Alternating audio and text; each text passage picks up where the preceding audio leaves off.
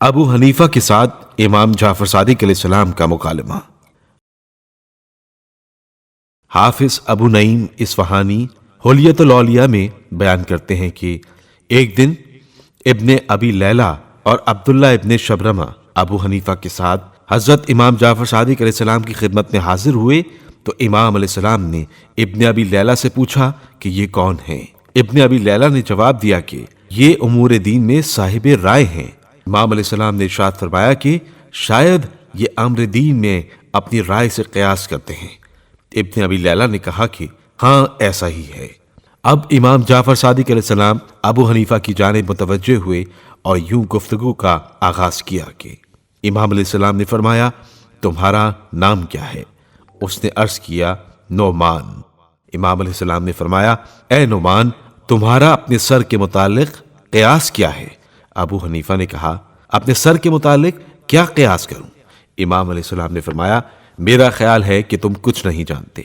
تم جانتے ہو کہ آنکھوں میں نمکینی کیوں ہے، کانوں میں کڑواہٹ کیوں ہے، نتنوں میں حرارت کیوں ہوتی ہے، ہونٹوں میں شیرینی کیوں ہے؟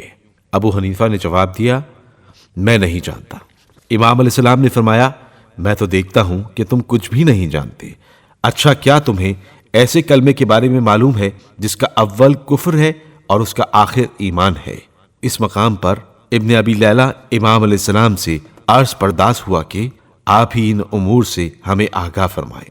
امام علیہ السلام نے فرمایا میرے والد نے اپنے آباء و اجداد کے ذریعے سے جناب رسول خدا صلی اللہ علیہ وآلہ وسلم کی یہ حدیث مجھ سے بیان فرمائی ہے کہ اللہ کے رسول نے فرمایا کہ اللہ تعالیٰ نے اپنے فضل و کرم سے بنی آدم کے لیے آنکھوں میں نمکینی رکھی کیونکہ وہ چربی سے بنی ہیں، اگر نمک نہ ہوتا تو دونوں پپوٹے مل جاتے، اور خداوند عالم نے اپنے فضل و کرم سے کانوں میں کڑواہٹ رکھی ہے، وہ کیڑوں کے لیے ایک حجاب ہے ورنہ کیڑے دماغ تک پہنچ جاتے، لیکن اب کڑواہٹ کی وجہ سے وہ باہر نکل آتے ہیں، اور خداوند تعالیٰ نے بنی آدم پر اپنا فضل و کرم کیا کہ نتنوں میں حرارت رکھی جس کی وجہ سے ہوا گرم ہو کر اندر جاتی ہے، اگر یہ نہ ہوتا تو دماغ کو تکلیف ہوتی، اور خداوند عالم نے اپنے فضل و کرم سے جو اس کا بنی آدم پر ہے ہونٹوں میں شیرینی رکھی جس سے کھانے کا مزہ محسوس ہوتا ہے اور لوگوں کو اس کے کلام کی مٹھاس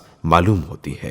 ابن ابی لیلہ نے کہا اس کلمے سے بھی آگاہ فرمائیے جس کا اول کفر اور آخر ایمان ہے۔ امام علیہ السلام نے فرمایا جب بندہ لا الہ کہتا ہے تو یہ کفر ہے، اور جب الا اللہ کہتا ہے تو یہ ایمان ہے۔ پھر آپ علیہ السلام ابو حنیفہ کی طرف متوجہ ہوئے اور فرمایا اے نعمان میرے جد رسول خدا صلی اللہ علیہ وآلہ وسلم نے فرمایا کہ امر دین میں سب سے پہلے جس نے قیاس کیا وہ ابلیس تھا۔ خداوند عالم نے اس سے فرمایا کہ آدم کو سجدہ کرو تو ابلیس نے کہا کہ میں اس سے بہتر ہوں کیونکہ تو نے مجھے آگ سے پیدا کیا ہے اور اس کو خاک سے، بس جو امور دین میں قیاس کرے گا اللہ تعالیٰ روز قیامت اس کو ابلیس کے ساتھ رکھے گا۔ امام علیہ السلام نے ابو حنیفہ سے مزید پوچھا قتل نفس گناہ اکبر ہے یا زنا؟ ابو حنیفہ نے کہا قتل نفس۔ امام علیہ السلام نے فرمایا اللہ تعالیٰ نے قتل نفس کے لیے صرف 2 گواہ کافی قرار دیے ہیں، اور زنا میں 4 گواہوں سے کم کی گواہی قابل قبول نہیں ہے۔ پھر امام علیہ السلام نے پوچھا نماز افضل ہے یا روزہ؟ ابو حنیفہ نے کہا نماز۔ امام علیہ السلام نے فرمایا پھر یہ کیوں ہے کہ حائضہ عورت روزوں کی قضا ادا کرتی ہے لیکن نماز کی نہیں؟ اے قوم تم کو کیا ہو گیا ہے کہ امور دین میں قیاس کرتے ہو؟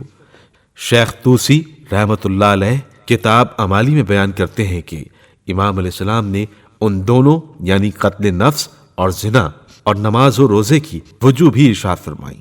امام علیہ السلام نے فرمایا کہ قتل میں ایک گناہ ہے لہٰذا صرف 2 گواہ کافی ہیں، اور زنا میں 2 گناہ، مرد کا گناہ اور عورت کا گناہ، لہٰذا اس کے لیے 4 گواہوں کی ضرورت ہوئی۔